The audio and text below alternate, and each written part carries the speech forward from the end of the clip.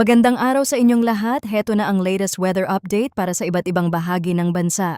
Patuloy nating minomonitor ang posibleng bagyong mabubuo sa mga susunod na araw at consistent pa din ang mga weather model at nakikita itong tatawid sa kalupaan ng bansa. Kung gusto mo naman lagi kang informed sa lagay ng panahon, huwag kalimutang mag-subscribe dito sa channel. Sa kasalukuyan, ang Southwest Monsoon ang pangunahing weather system na nakaaapekto sa western section ng Northern Luzon. Ibig sabihin, sa mga bahaging mas nakaharap sa kanluran ng Hilagang Luzon, may mas malaking tsansa ng pagbuo ng makakapal na ulap, pabalik-balik na pag-ulan, at mga thunderstorm na pwedeng bumuhos sa iba't ibang oras ng araw. Sa ganitong setup, hindi laging pantay-pantay ang bagsak ng ulan sa buong rehiyon. May mga lugar na maaaring makaranas lang ng maikling buhos habang ang iba naman ay pwedeng tamaan ng mas malakas at mas matagal na pag-ulan. Kaya kahit hindi lahat ng probinsya ay makakaranas ng parehong lakas ng ulan sa parehong oras, malinaw na ang panahon ay nananatiling pabago-bago at kailangang bantayan,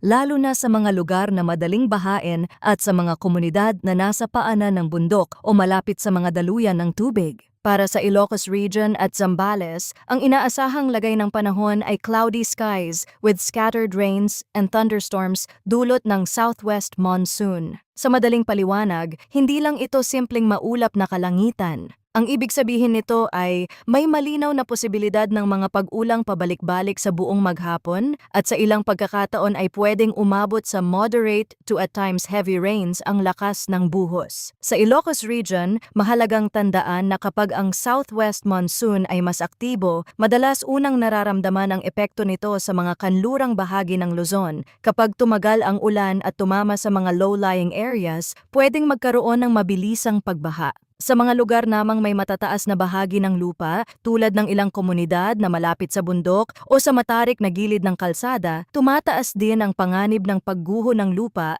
kapag patuloy ang pagbasa ng paligid. Sa Zambales, mas kailangang pagtuunan ng pansin ang posibilidad ng sunod-sunod na buhos sa loob ng araw. Sa mga ganitong sitwasyon, pwedeng humina ang ulan sa isang oras pero babalik din ng mas malakas sa susunod. Iyan ang dahilan kung bakit hindi dapat maging kampante kahit bahagyang gumanda ang lagay ng kalangitan sa pagitan ng mga pag-ulan. Sa mga bayang malapit sa kabundukan at sa mga barangay na malapit sa ilog o estero, mahalagang manatiling alerto dahil ang moderate to at times heavy rains ay pwedeng magdulot ng flash floods at landslides. Sa mga kalsadang nasa gilid ng bundok at sa mga lugar na madalas daanan ng rumaragasang tubig kapag malakas ang ulan, mas makabubuting maging maingat sa biyahe lalo na sa hapon at gabi kung kailan mas aktibo madalas ang thunderstorm activity. Para naman sa Cordillera Administrative Region, Batanes at Babuyan Islands, ang forecast weather condition ay partly cloudy to cloudy skies with isolated rain showers or thunderstorms dulot din ng southwest monsoon. Sa unang tingin, maaaring isipin na mas magaan ito kumpara sa forecast sa Ilocos Region at Zambales pero hindi pa rin ito dapat maliitin.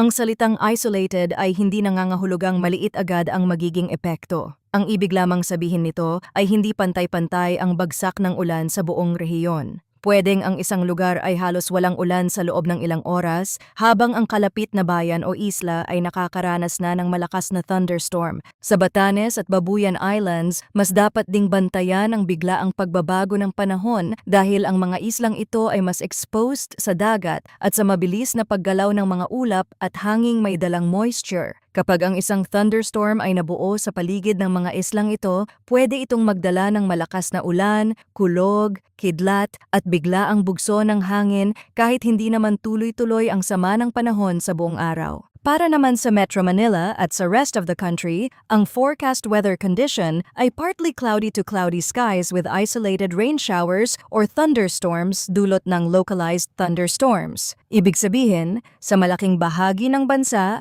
ang pag-ulan ay hindi mula sa isang malawak na direktang sistema sa mismong araw na ito, kundi mula sa kombinasyon ng init sa maghapon, halumigmig sa hangin, at biglaang pagbuo ng thunderstorm clouds lalo na sa hapon at gabi. Ito ang klasing panahon na madaling makapanlinlang. Pwedeng maayos ang simula ng araw at tila walang senyales ng sama ng panahon. Pero habang umiinit ang paligid ay pwedeng mabilis kumapal ang ulap at bumuhos ang malakas na ulan sa isang lungsod o bayan. Pagdating naman sa hangin at kondisyon ng karagatan, sa buong bansa ay inaasahan ng light to moderate na hangin mula south to southwest. Ang coastal waters ay nasa slight to moderate condition na may taas ng alon mula 0.6 hanggang 1.8 meters. Ibig sabihin, sa pangkalahatan ay hindi pa ito ang pinakamapanganib na kondisyon ng dagat sa buong kapuluan, pero hindi rin ito dapat balewalain lalo na sa mga maliliit na bangka at sa mga mangingisda.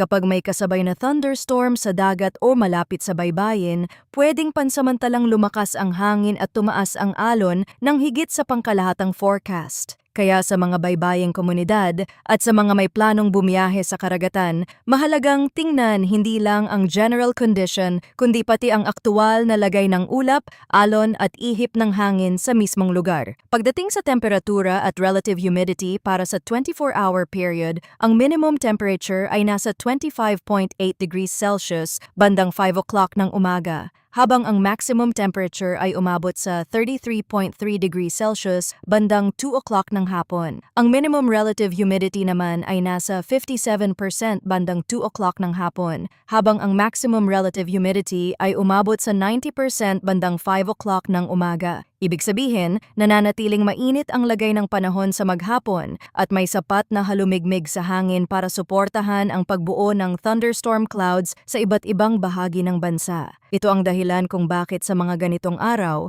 madalas maramdaman ang maalinsangan at mabigat na pakiramdam ng panahon bago pa man sumunod ang biglaang buhos ng ulan. Sa ganitong environment, kahit ang isang ordinaryong maulap na hapon ay pwedeng mabilis maging thunderstorm prone, lalo na kung may sapat na init at moisture sa paligid.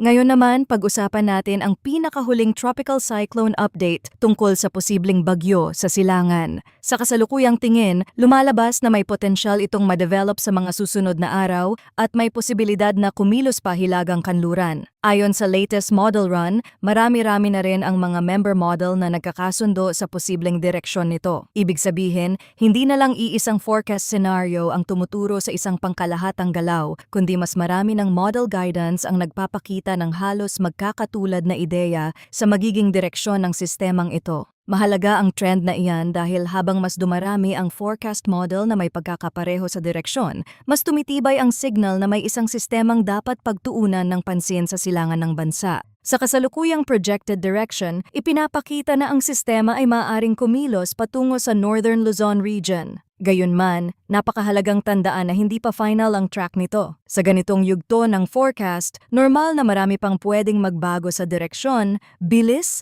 at timing ng development ng isang potential tropical system. Ang steering flow sa paligid nito, ang lawak ng mga pressure system sa Western Pacific at ang kondisyon ng karagatan ay ilan lamang sa mga salik na pwedeng magbago sa magiging galaw nito sa mga susunod na araw. Kaya kahit may mas malinaw ng trend na papunta sa Northern Luzon region, hindi pa ito dapat ituring na final na ruta. Batay sa kasalukuyang mas dominanteng projection, may posibilidad na tumawid ito sa kalupaan by July 24 kung magtutuloy-tuloy ang development at kung mananatili ang kasalukuyang pangkalahatang direksyon. Pagdating naman sa posibleng lakas nito, sa ngayon ay tropical storm level lamang ang mas madalas ipinapakita ng mas maraming member model. Ibig sabihin, hindi ito nakikitang isang super typhoon sa kasalukuyang leading scenario. Sa madaling salita, ang mas maraming forecast guidance ngayon ay hindi tumuturo sa isang sobrang lakas na bagyo, kundi sa isang system na posibleng umabot sa severe tropical storm level